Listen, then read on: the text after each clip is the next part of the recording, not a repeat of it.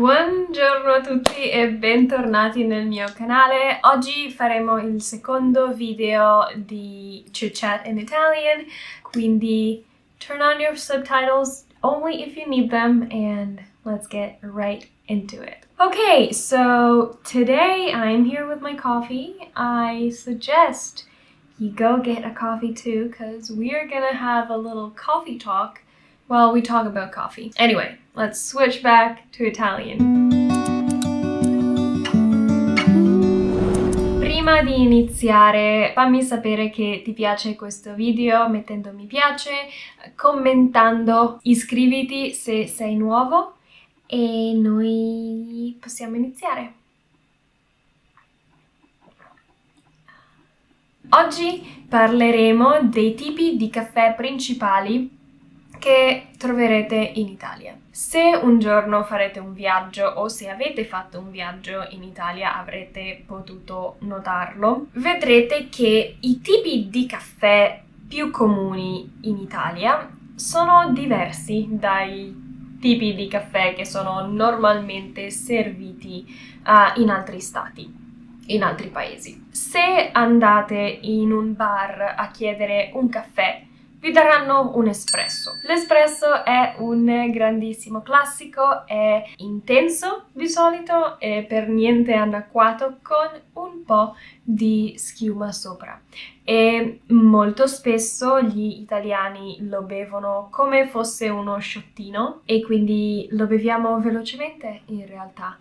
Non sempre, perché il caffè in Italia, come in altri posti, è un grande momento sociale, però molto spesso il caffè è anche una cosa veloce che si beve velocemente per continuare poi con la giornata. C'è un caffè simile all'espresso, ma ancora più concentrato, che è il caffè ristretto, che ha un po' meno caffeina, però il gusto è forse più intenso. Poi c'è il caffè lungo, che è un espresso con un po' più di acqua. Molti credono che perché è allungato con acqua ci sia meno caffeina, in realtà è il caffè con più caffeina di tutti, anche con il gusto un po' meno deciso, diciamo. Poi c'è il caffè doppio. Qui siamo ovviamente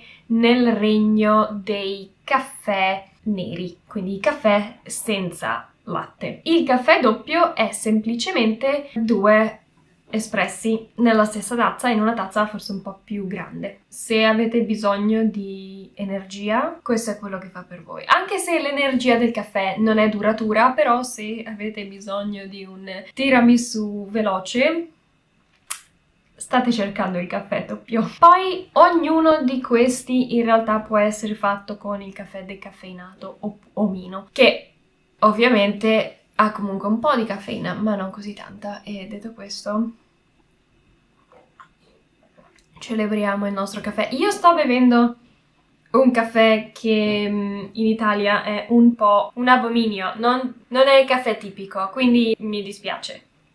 Non sono una buona guida. Questo è più come un cappuccino lungo. Un caffè latte, forse più un caffè latte. Vi spiegherò anche questi andando avanti. Poi c'è il popolarissimo cappuccino.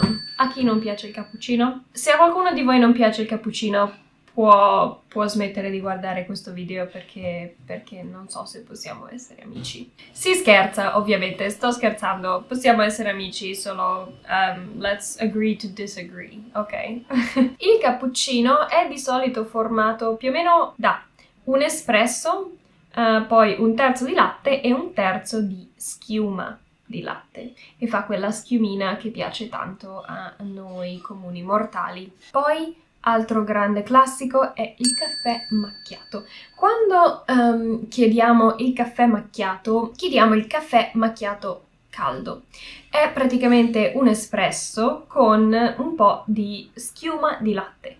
Non c'è praticamente latte nel caffè, c'è solo la schiuma che si ferma sopra. Il caffè macchiato freddo anche lui esiste, ma lui è molto diverso. Il caffè macchiato freddo è un espresso con da parte il latte freddo che tu puoi aggiungere a piacere nel tuo caffè. Poi c'è il caffè latte, che di solito è più o meno 50% caffè e 50% latte caldo, e anche questo è fantastico per la colazione, insieme al cappuccino e al latte macchiato. Il latte macchiato tecnicamente è più latte che caffè, anche di più rispetto al cappuccino. Però sì, il latte macchiato forse è un po' meno tipico, o un po' meno comune, non voglio dire meno tipico, un po' meno comune. Tra invece il cappuccino e il caffè macchiato c'è il macchiatone, che viene servito nella stessa tazza del cappuccino, quindi una tazza più grande, ma con meno schiuma di latte. Ovviamente le proporzioni in tutti questi sono diverse. Poi c'è il caffè americano. Il caffè americano non è grande quanto il caffè in America, semplicemente non è nella nostra tradizione, nella nostra cultura fare una tazza di caffè così grande, anche perché, come ho già detto, di solito si beve in tempi abbastanza ridotti. Poi c'è la versione estiva del caffè, che ha un aspetto un po' più elegante, un po' più chic, un po' più snob, se vogliamo, perché è servito in un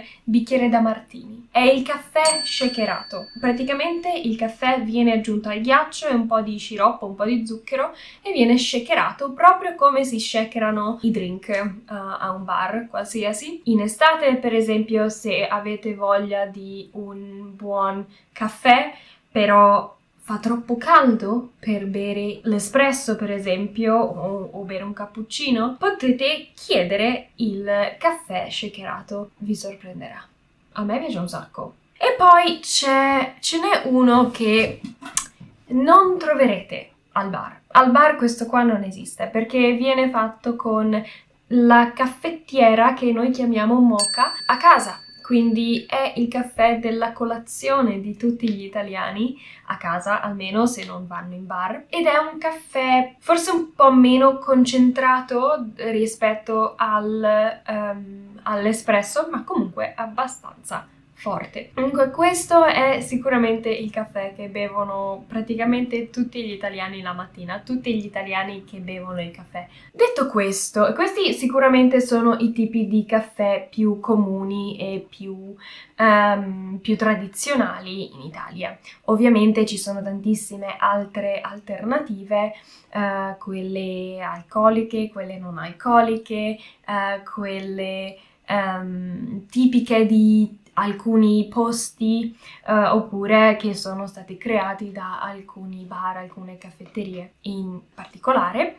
Però, detto questo, ci sono delle regole. Noi italiani ci sentiamo responsabili di insegnare al mondo il nostro modo di bere il caffè, che può essere una cosa buona o no, ma per noi ci sono delle regole molto precise nel caffè come nel cibo. Sostanzialmente la regola principale è che più si è vicini alla mattina, più si può bere caffè con il latte. Perché? Perché il latte, specialmente penso una volta il latte intero, è più pesante e più nutriente, quindi la mattina si pensava che fosse meglio bere il caffè con il latte. Il caffè di per sé sì, ha proprietà nutrizionali, però non molto, ecco, mentre il latte è molto più completo e quindi praticamente il cappuccino va benissimo la mattina, anzi va benissimo solo la mattina, il caffè latte, il latte macchiato per esempio. E più si va avanti con la giornata, meno si vuole bere caffè con il latte. Quindi dopo pranzo per esempio sarà consentito, è consentito, puoi farlo, però la gente non ti guarda tanto bene se per esempio prendi un cappuccino dopo pranzo. È strano, non si fa in Italia. Dopo pranzo puoi prendere l'espresso macchiato. Quello è accettabile. Altrimenti qualcosa con più latte e qualcosa di più lungo, di più grande, non va tanto bene. Per questo il mio caffè in questo momento è un abominio. È tanto e c'è il latte e sono le 6 di sera. Perdonatemi. Comunque, detto questo, penso di essere giunta alla fine. Quali sono i caffè che vi piacciono di più? Scrivetemelo nei commenti, mettete mi piace se questo video vi è piaciuto, vi interessa vedere altri video di questo tipo. Iscrivetevi e noi ci vediamo nel prossimo video. Ciao ragazzi!